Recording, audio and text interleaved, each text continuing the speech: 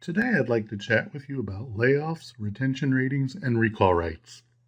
In the non union workplace, you don't know where you stand in the event of a layoff announcement.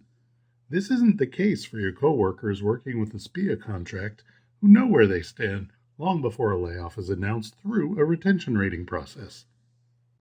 In our contract in the Puget Sound with Boeing, the contract mandates yearly retention exercises.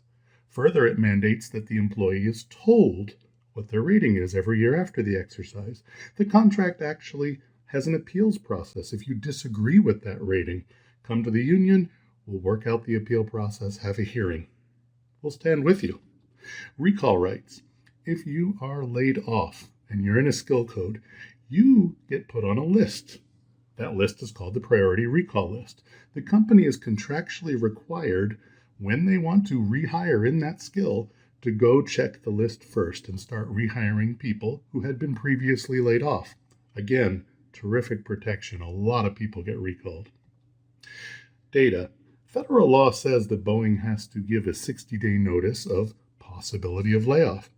Our contract goes further, though. Our contract says Boeing's going to give us a list of everybody who received a 60-day notice and everyone who was actually laid off.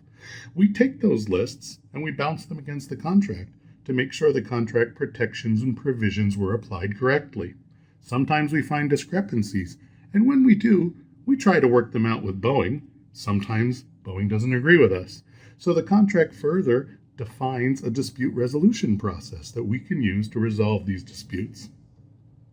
Here's some contract language since we've been pretty high level.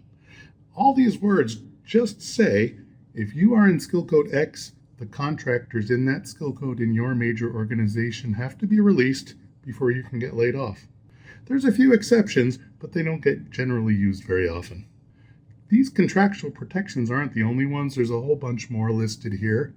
And at the bottom of this chart, our contracts are online. You can go to see all of our contracts. It's pretty transparent. Anybody can go see them. In closing, there's a lot of things you get in a contract.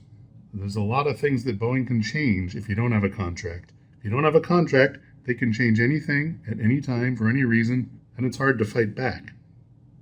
Well, thank you for listening, and we'll talk again soon. Bye-bye.